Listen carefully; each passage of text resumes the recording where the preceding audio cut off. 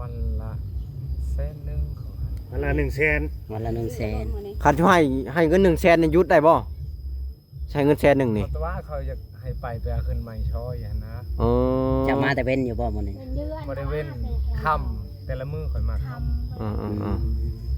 ไปขึ้นไม้นี่เฮิงบ่ เฮิง ให้โอมาลงคุณหน่อยเซมเบอร์ มีของมาให้นี่อยู่ในรถหั่น แค่นั้นนะ หยุดบ่ได้เนาะ แม่ไปเรียนของเขา เฮ็ดเรียนของเขา ก็แม่นเลยเนาะเข้าใจเพิ่นอยู่เนาะพี่น้องเนาะก็มีแต่ให้เพิ่นไปแล้วซะ เขาบอกเขา โดย เฮ็ดเด้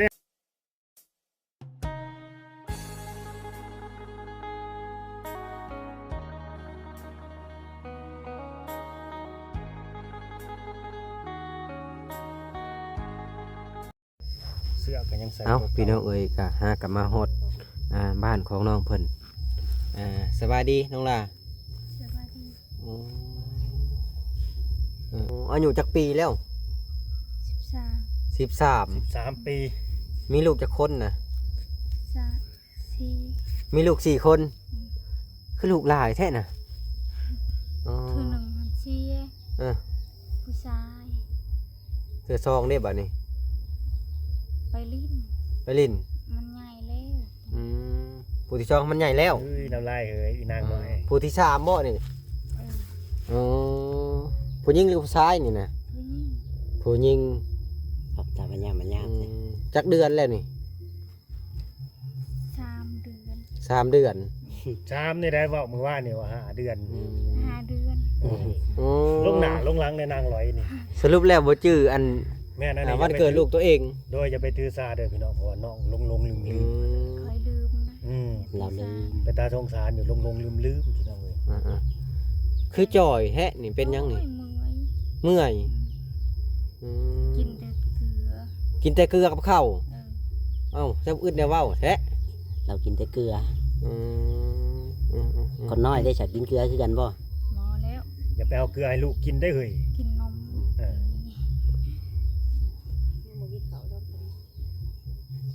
กินเขา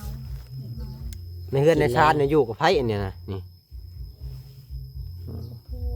ผัวหาอายุจักปีจ้ะ 30 ผัวอายุ30 อ่าขณะอายุปัวเลยยังบ่ฮู้ซ้ำนี่ คอยโอ้โห เราเอาไปมั่วๆสิปัวอายุ50พอแห้งเลย ฮะ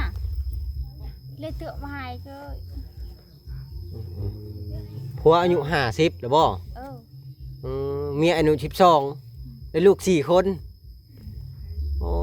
พัวหันคนเฒ่าแล้ว เออ ลูกเจ้านะบ่แม่น3คนบ่นางร้อยเสียผู้หนึ่งบ่ เชียร์เพื่อนง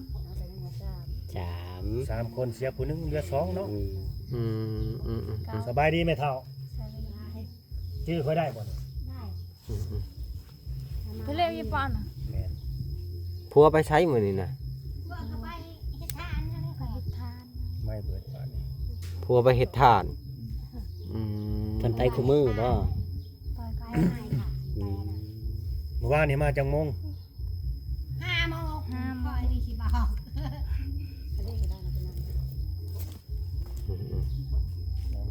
แต่ละมื้อนี่กินข้าวกินน้ำกับหยังนี่นะ กินแตะเกลือจ้ะ เรากินแต่เกลือ กินแต่เกลือแต่ละมื้อนี่ มันก็บ่มีแห้งน้ำนมที่ให้ลูกกินก็บ่มีบ่ มันบ่ลายนมเลย อืม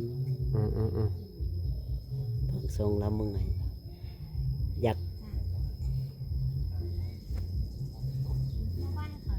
ยากไปหาหมออยู่บ่ หมอบ่ได้ไปบ่มีเงินสิไป บ่เจ้านะอยากไปหาอยู่บ่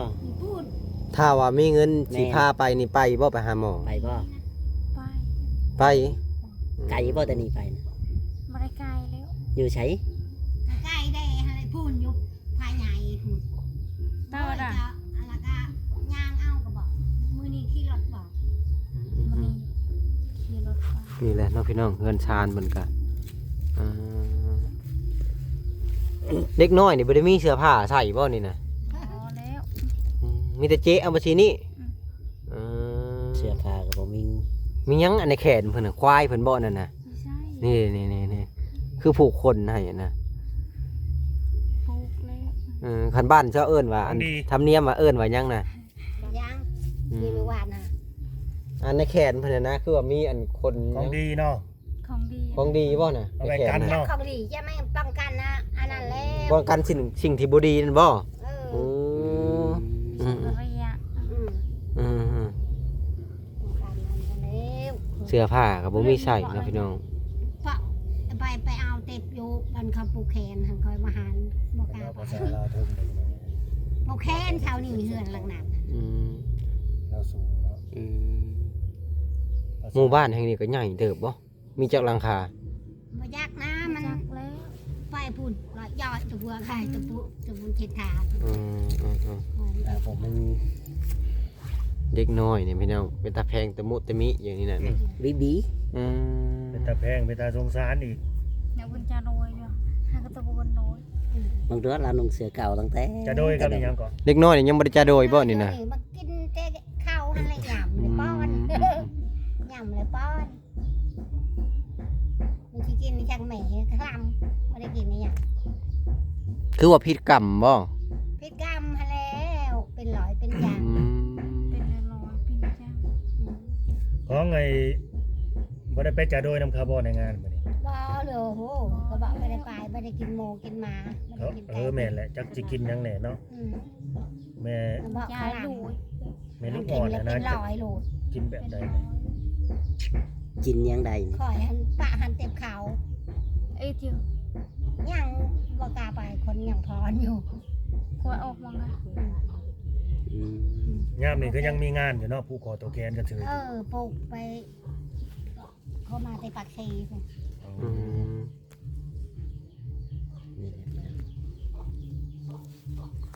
หมอตาแขน หลายผู้คนก็มีทุนสงสารพี่น้องอยากช่วยเหลือเนาะเฮ็ดเรือนเฮ็ดซ่านในเนาะใหม่แน่ว่าซั่น แม่น มีคอมเมนต์เนาะกะหวังแต่พึ่งเงินบารมีผู้รักผู้ใหญ่นั่นแหละพี่น้องเอ้ยเนาะผู้ใหญ่ใจดีนั่นแหละอยากเฮ็ดเรือนเฮ็ดซ่านบ่ดีบ่เศร้าให้เนาะเพิ่นใหม่ก็ดี หันว่ามาเตวินใครได้จะบอกวันนี้ เฮาก็บ่ฮู้ มันจะบอกเคยจะบอกให้เพราะว่า วันนี้คอเบอร์เจ้า เจ้าบ่าจะมา คือวันนี้จะบอกว่าตอนแรงมืออื่นจะให้มาเตวินเด้อใครได้ อืมมีบ่เบอร์โทรศัพท์ เบอร์โทรศัพท์เรามีบอกไม่ได้มีค่ะ บ่เบอร์เจ้าหามื้อหน้าโทรมานัดเจ้า กินแล้วข้าวเที่ยง เบอร์คอยก็บ่มีโทรศัพท์ อืม มันมีของกินยาอยู่ อยากอยู่บ่มีของกิน ตำแกะเจียว อืม มีแต่เมื่อยม้อยลงของมือและคนกินข้าวกับเกลือของมือ ทางเสียงปากเนาะเสียงปากจนเผา เผาเบิดเนาะ ว้าวเลยโอ้ยบ่ได้วงลูกผัว มึงดูว่า ไป ลูกแห่นมมานมกับบ่มียังให้ลูกแห่นม แล้วตัวเคยตัวหรอที่ตัวบัญจานเดียว อ้อกน้ำนมฮะโตบ่ได้กินกะลำฮะแต่บ่มีน้ำนมบ่หลายหันมันออก มีอยู่ที่น้ำนมก็ดี มีเด้มี มี อยู่ มัน เด้ บ่ลาย มีมันบ่หลาย มีของบ่หลาย หักกันขนาดเงียบไปเลยอันเราเรียนโต หัวก็ ผู้นี้หันให้แล้วมือกิน ไป น เศร้าม กับบ่อิ่ม คำกับเพราะว่าหาอยู่หากินเนาะไว้ให้ลูกให้เมียกินนั่นนี่แต่งไว้เฮ็ดไว้นี่ไปเฮ็ดเวียกนั่นนี่ บ่มีหยังเลยบ่มีไปฉากนึงเลยบ่ได้ว่าคือไปเยืองเขียดไปยิงอันนั้นให้ลูกให้เมียแค่ได้ ยังเกียดยังกบไว้ให้ลูกให้เมียมีอยู่บ่กบเขียดแถวนี้ก็ดี ก็มีลูกกบลูกเขียด มี มันบ่ไป มัน ขี้คาน หัวฮะ หัวให้แล้ว เจ้าบ่ได้บอกว่าซะ มอกเลยมันบ่ ไปแน่เฮ้ยหายังกบยังเขียดมาค่อยกินแน่ขอยอยากก็ บอกแต่บ่ไป อืม อืม มันบอกไปหาอยู่หากินนี่ขี้ข้าน บั บัดผลิตลูกผัดเก่งเนาะ เก่ง เออ ตัวหนึ่งเชียร์แล้วตัวหนึ่ง เออตัวหนึ่งเสียแล้วเออ ชามตัวนี้เลย ชามตัวนี้ อยากถเพิ่เนาะอยากจะพาดเพิ่นอยู่อันนั้นผัวนางอร่อยนี่แม่นรีบ่เจ้าขี้ข้านหาอยู่หากิน ชามคนเลยโมเมนต์ 3 คนแล้ว ผู้เอื่อยหันพุ่นไปลิ้น มึงดูนี่ก็คือการกับคนนี่ เออ แบบเดียวกันเลยนี่ หุ่นดีคือกันเลยเนาะ มาแต่ว่านั่นน่ะ แม่นเลยมาเพื่อนอยู่แล้วจอยกระเราคือไปเจ้าอุ้ยเด็ดดิ มันได้กินข้าว เท่าห่มเด้อเท่าเด้ออืม เด้ของเฮาน่ะจะลงมาบ่หรือว่ารอหยังอีกบ่าวจอย จักหน่อยจะลงมาก็ได้ผมจบคลิปก่อน EP ต่อไปอีก แม่นมันสิมี EP ต่อไป อันนี้ EP 2ได้นี่นะ EP 1เขาจะมาทันถ่ายได้นี่เนาะเป็นชีวิตเลยกับว่าพี่น้องเอ้ย บ่อันก็ขึ้นไปเบิ่งเพื่อนบางชาติน้องกันที่บ่อนอยู่บ่อนเช้า จักหน่อยก่อนให้จบคลิปก่อนก่อนจังสิขึ้นไปว่าจะพา นั่นนะ เลาะเบิ่ง อันนี้เป็น EP 2นะคอยถ่ายเป็น EP 2เลยตอนนี้ พอแล้ว คอยลัดได้คอยลัดเกิน EP 2ก่อน EP 1ยังบ่ทันเปิด หมาเจ้าบ่อนั่นน่ะ แม่ หมาคือกันกับคน แล้วเกลือเขามันอยู่บ่ พี่จะมานั่งน้ำลูกข้าวเจ้าก็ได้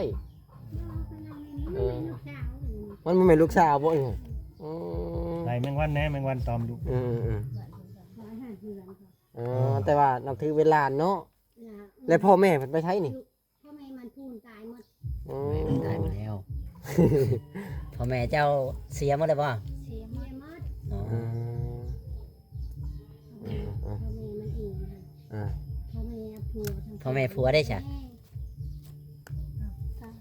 ฮะพ่อแม่ผัวได้ ย่างเลี้ยงผัวย่างลูกเขาโตแล้ว เท่าแล้วบ่พ่อแม่ผัวเจ้านะ เขาได้ พ่อแม่ผัวยังบ่แม่เฒ่า แม่ย่างอยู่เพื่อนตลอด เราก็เฒ่าคือกันอีก เท่า เท่าชำไดชำบ่ตูน เฒ่ากว่าเจ้าอีกบ่ ทำก่อน ตลอด ตาบอดไปช่องเลย ตามบอด นะบ่ พ่อแม่ผัวฮะตาบอดบ่ช่อง พ่อแม่ พ่อ พ่อหันตายเลย เหลือแต่งาปูน่ะเรียบร้อยแล้วปูน่ะตุย ตุยแล้วเนาะ คือพ่อแม่นั่งร้อยนี่ก็ตุยไว้แล้ว คือว่าแม่มาเองหันตายหมดก่อน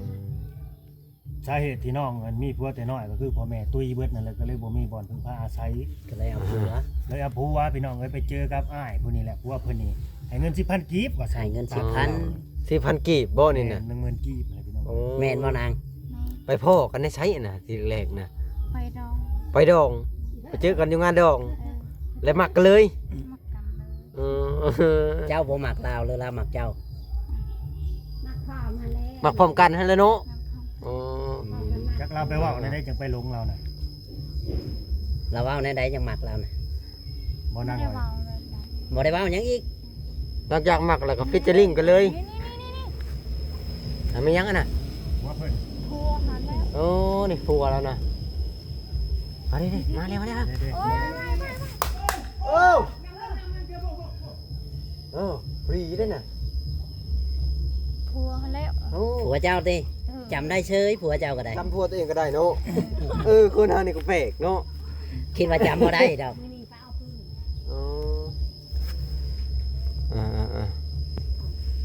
พอดีเลยมันมาเจอผัวผม ผัวไปเห็น คอยนี่ ฮะ คอยขึ้นก็ได้คอยลงเลย โอ้ แน่นซะบ่ ลงเลยขึ้นบ่ได้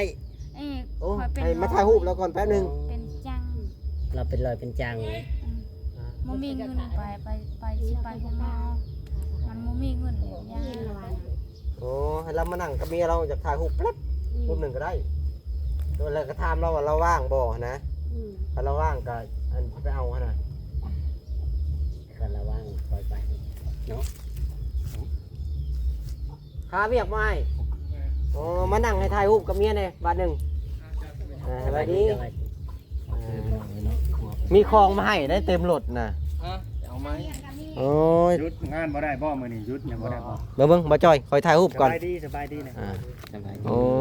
เอาได้ปีหน้าพี่1 2 3 1 2 3 กองทำโอ้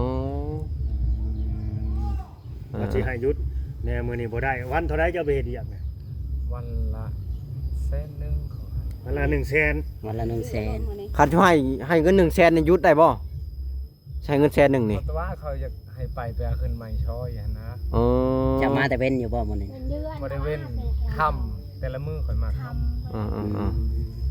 ก็ขึ้นไม้นี่เฮิงบ่ ำเฮิง หน้าไพ่โอมาลงคุณหน่อย เซงเบอร์ มีของมาให้นี่อยู่ในรถนั่น แค่นั้นนะ หยุดบ่ได้เนาะ แม่เฮ็ดเวียกของเขา เห็นเรื่องของเขา ก็แม่นเลยเนาะเข้าใจเพิ่นอยู่เนาะพี่น้องเนาะ ก็มีแต่ให้เพิ่นไปแล้วซะ เขาบอกเขา โดย เฮ็ดได้เฮาสิได้เจอกันอีกซะ มื้ออื่นหยุดได้บ่สมุดมีบ่เบอร์ มื้ออื่นนั้นได้มื้ออื่นหาคอยุดน้ำเขา อ๋อ ได้มื้ออื่นก็เลยมาแต่เช้า เด้อจะเลย มาแต่เช้ามื้ออื่น อ๋อ มันเล่นในบ้านจังมา